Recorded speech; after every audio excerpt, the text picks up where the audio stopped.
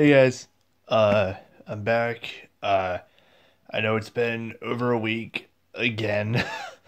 I'm really sorry. I got swamped with work and stuff going on. I got a new job. Um and yeah, I've been really busy, but I've been thinking about making videos. I have like three different videos I want to make really soon. That I want to do stuff about. I'm gonna make that Pixar video that I said I was gonna make last time. The thing about that is, I have realized that there's a I've seen every Pixar movie. I promise. But there's a few of them, like two or three, that it's like it's been so long since the last time I've seen them that I feel like I need to go track them down and watch them again before I do like a countdown. I don't think I could fairly place them because, like, for example, Ratatouille is one that I have not seen in a really long time, and it's one just based off vague memories. I would put it probably pretty low, but a lot of people really love that movie, and I don't remember the plot that well, so I should watch it again. And it's just things like that. It's not gonna be that hard with all this stuff. I'll be able to find it pretty easily, but it's just gonna be a few days probably at least before I get that out there. But I definitely am gonna do that. What I'm gonna talk about in this video is I've had the pleasure of getting to see Guardians 2 twice on the last week. And it is fantastic. And there's I so I'm going to talk a little bit about that. I'm going to get into spoilers at a certain point, but I'll warn you when that comes. I'll talk non-spoilers for a minute. Um, it's one of the better movies that I've seen in a while, like in a while. Um, it's a really strong, great sequel. And that's really important because we don't see a lot of those anymore. Because sequels now, even when it comes to like Marvel, who's crushing it in a lot of places, some of their sequels are pretty weak. And I don't get me wrong. I mean, they have their hits. They have, I mean, they're Winter Soldiers and whatnot. But it's just so easy to just crank out a sequel and just like try to copy the first one and make a little more cash off of it. Uh, but this like reminded me of like an Empire Strikes Back or a Terminator 2 or one of those great sequels because this didn't just do the same thing the first movie did. And don't get me wrong, I mean it has similarities, it has harkenings to it. I mean it has an awesome mix too. There's that element in there, and it has a similar tone in some ways. But it really did what Empire did, what T2 did, and it took, okay, so the first movie is an origin story, and you meet these characters for the first time, and they go on an adventure, and they bond, and they become a team, and all that happens, and then in this movie, you really get to see, like, these characters get beefed up, like, you get to see these insights into who they really are, and like then you get to watch the characters develop and really like grow as people. And there's a lot of emotional stuff that happens in this movie. It made me cry a couple times. It goes to some much darker places, and it really didn't, it just didn't feel like it was, it totally fits to like take place in the MCU, but it did not feel like it was doing heavy lifting for the MCU. Two of the there's five end credit scenes, by the way, if any of you didn't know. But two of the five end credit scenes are like sort of setting up for the future of the MCU. Aside from that, there was like nothing. It was just it's its own story. It takes place on its own, and it's really it's really like interesting and heartwarming and funny. I mean, don't get me wrong, the comedy's still here, absolutely as well. There's so many great things about this movie. You really expand on that relationship between Gamora and Nebula.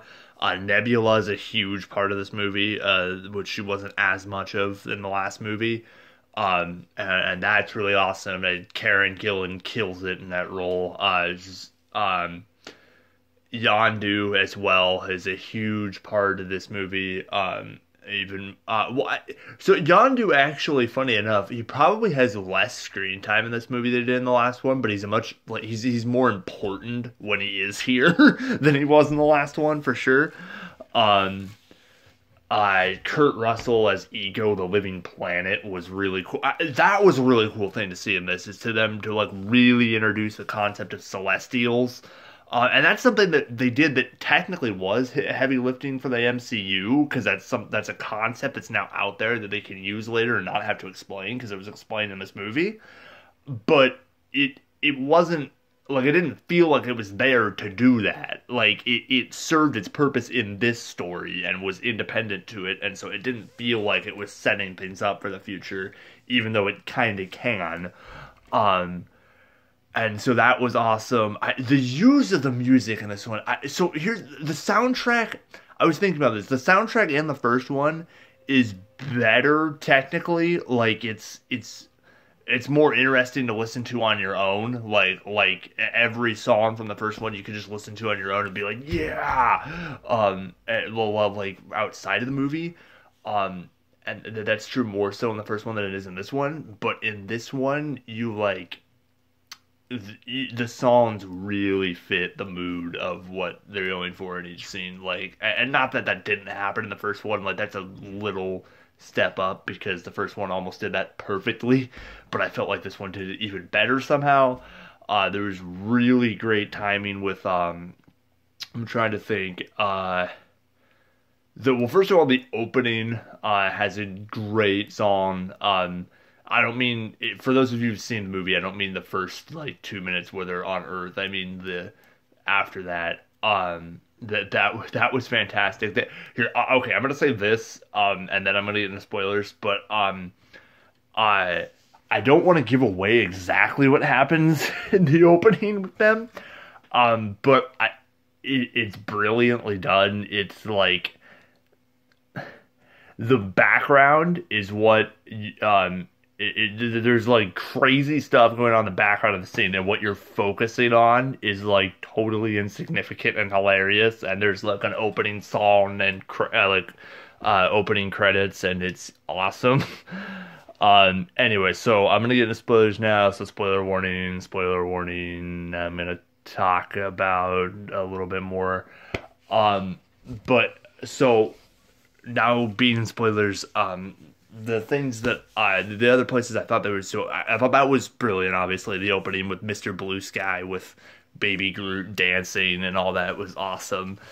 And then I really love the placement of The Chain by Fleetwood Mac, put in there twice. I thought that was really cool when they're like parting ways to go with Ego, and they like focus on each character slowly. I thought that was so cool. The whole movie I just thought was so cool that they like focused so much on these characters, when they could have just made it this big action spectacle, had the comedy in there, had the same characters you knew from the last one, and it would have been fun enough, and we would have all passed it by, and it would have made a bunch of money anyway.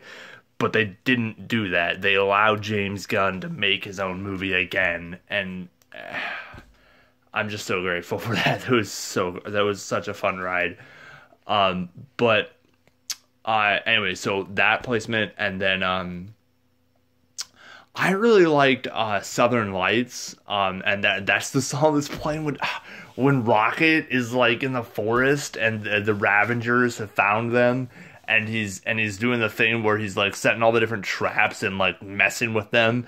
And there's the song that, but it's like, I don't know the words, but the tune's like, and